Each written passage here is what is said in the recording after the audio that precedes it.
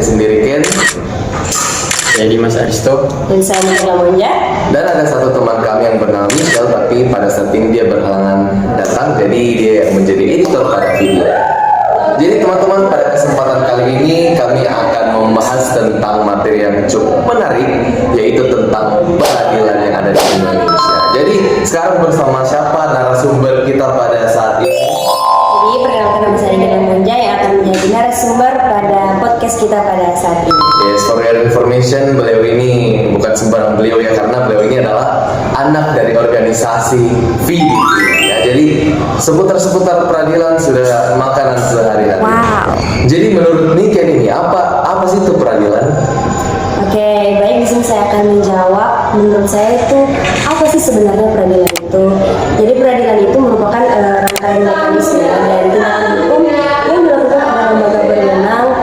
Di sini mungkin ada pengadilan yang bertugas untuk memeriksa, mengadili dan memutus perkara guna menegakkan hukum dan keadilan. Jadi peradilan itu bukan hanya sekedar teorinya saja, tapi dia sudah lanjut ke praktik. Jadi tentang hukum acara dan proseduralnya.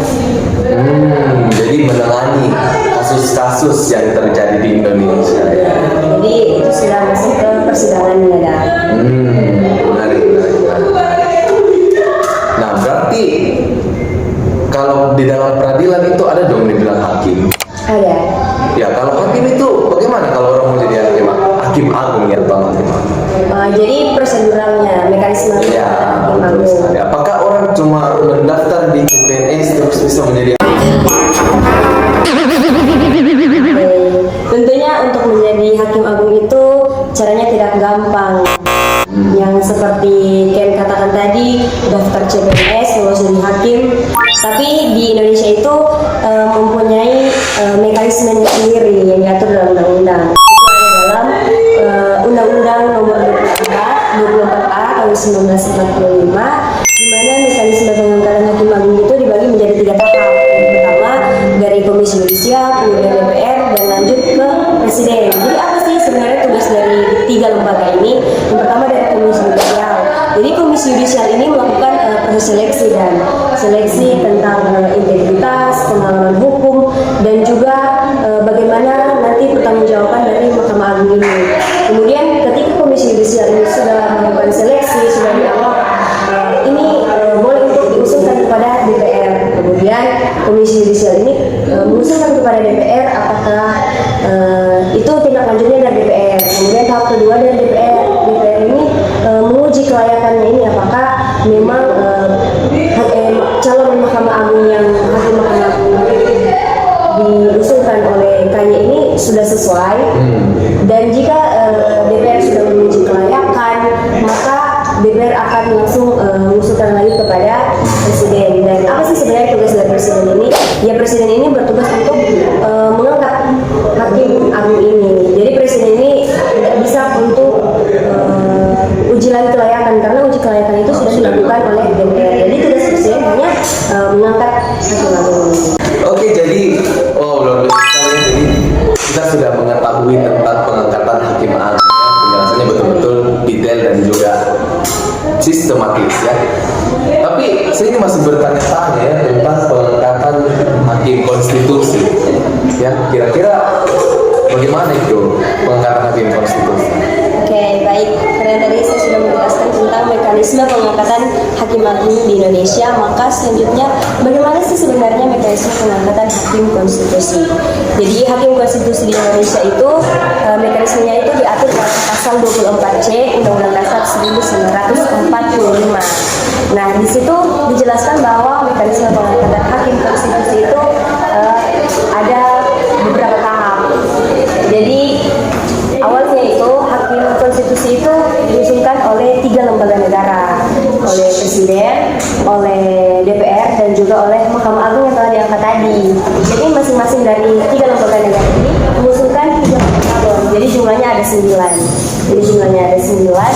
Kemudian mereka melakukan proses seleksi sama seperti proses seleksi dari Mahkamah Agung tadi, seleksi integritas, seleksi bagaimana pengalaman hukum, dan juga bagaimana kedepannya mereka akan melakukan tanggung jawab. Nah, dari 9 orang tadi, kemudian tugas tugas dari presiden adalah untuk melakukan pengangkatan. Jadi walaupun presiden tadi sudah mengusulkan 3 bakal calon, presiden juga mempunyai wewenang untuk melakukan pengangkatan terhadap hakim konstitusi. Jadi sekali lagi ketiga lembaga trias politikal dilibatkannya sebagai bentuk nyata dari check and balance yang ada di Indonesia. Kalau boleh tahu kenapa harus ketiga lembaga ini terlibat? Kenapa tidak peradilan top itu saja? Oke, baik. Kenapa harus 3 lembaga ini? Kenapa harus KY, harus DPR, harus juga presiden? Karena di Indonesia itu dikenal dengan trias politika. Pembagian 3 kekuasaan. Ya, betul sekali. Jadi pembagian kekuasaan trias politika itu jadi ada dari lembaga eksekutif, lembaga yudikatif, dan juga lembaga legislatif. Jadi ada proses yang dibilang check and balance. Ya, jadi ada keseimbangan kekuasaan. Jadi tidak ada yang lebih dominan, tidak ada yang kurang dan dia punya wewenang. Jadi sama-sama jalan antara 3 lembaga ini. Berarti adanya keseimbangan di dalam sana. Tapi yang kita semua lihat sekarang bahwa banyak kecurangan-kecurangan di dalam peradilan dan juga praktik-praktik yang tidak seharusnya di dalam peradilan. Menurut Niken, bagaimana hal itu bisa terjadi? Padahal sudah adanya seleksi di dalam sana. Oke, ya tidak bisa dipungkiri ya kalau di Indonesia ini banyak sekali penyalahgunaan kekuasaan, penyalahgunaan wewenang bahkan oleh aparat-aparat penegak hukum. Untuk di peradilan biasanya hakim yang kita tahu banyak sekali ada beberapa kasus hakim di Indonesia melakukan suap, bahkan perkaranya itu diputus bebas padahal seharusnya itu dipidana penjara atau dipidana denda. Nah, itu mengapa di Indonesia masih sangat banyak terjadi seperti itu? Karena para aparat penegak hukum ini belum merasa puas dengan apa yang mereka miliki, belum merasa puas dengan kekuasaan, dengan wewenang yang mereka miliki, karena itu semua mereka ingin mempunyai lebih, mungkin secara aset atau apa, dan itu tidak bisa dipungkiri. Dan itu ada undang-undang yang mengatur, dan untuk mekanisme bagaimana hakim ini sendiri agar bisa, mungkin pertanyaan tadi, agar bisa dikenakan sanksi begitu ya. Iya. Itu kan ada komisi yudisial. Komisi yudisial ini bertugas untuk mengawasi kinerja dari hakim ini sendiri, dan komisi yudisial juga mempunyai wewenang untuk mengatur bagaimana proses dari kinerja hakim ini sendiri. Betul sekali, saya setuju dengan statementnya Niken ya. Jadi kita semua ini harus mempunyai rasa syukur yang cukup di dalam diri kita sendiri, sehingga kita tidak perlu ingin mencari lebih lagi dengan cara-cara yang haram ya teman-teman ya, seperti itu ya. Jadi menurut Niken mungkin closing statementnya seperti apa Niken terhadap apa yang terjadi di Indonesia, apa harapannya untuk ke depan? Baik, terima kasih. Closing statement dari saya sebagai mahasiswa hukum, kita hanya perlu untuk jujur. Jangan jadi mahasiswa hukum yang di depan terlihat kami mematuhi peraturan, nyatanya di belakang tidak seperti itu. Bahkan kami mahasiswa hukum akan menjadi aparat-aparat penegak hukum. Apa yang menjadi komitmen dari awal sejak menjadi seorang mahasiswa sampai menjadi seorang praktisi ke depannya atau mempunyai jabatan atau wewenang, peganglah komitmen itu agar negara kita ini menjadi negara yang sesuai dengan hukum, sesuai dengan undang-undang yang ada pada pasal 1 ayat 3 Undang-Undang Dasar 1945. Indonesia adalah negara hukum. Peganglah itu dan jadilah generasi muda yang patut akan hukum. Berarti dari closing statementnya Niken ini saya menarik kesimpulan bahwa sekecil apapun pelanggaran yang bisa kita lakukan, misalnya ya, saya ambil contoh, ketika ada kesempatan kita naik motor tapi kita tidak bawa helm, jadi kita tetap terobos ya, itu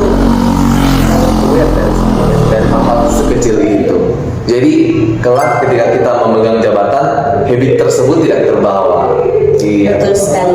Oke, terima kasih atas kesempatan yang telah diberikan sebagai narasumber kita pada pagi hari ini ya.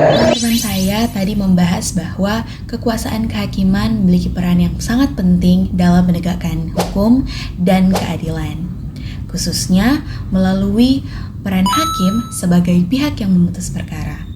Selain itu, dibahas juga mengenai proses pengangkatan hakim serta berbagai permasalahan yang masih terjadi seperti penyalahgunaan kekuasaan yang dapat merusak kepercayaan masyarakat terhadap hukum dan peradilan di Indonesia. Oleh karena itu, kita sebagai mahasiswa hukum, kita dituntut untuk memahami nilai keadilan, menjunjung tinggi integritas, serta mempersiapkan diri agar dapat berkontribusi dalam menciptakan sistem peradilan yang lebih baik di masa depan. Terima kasih.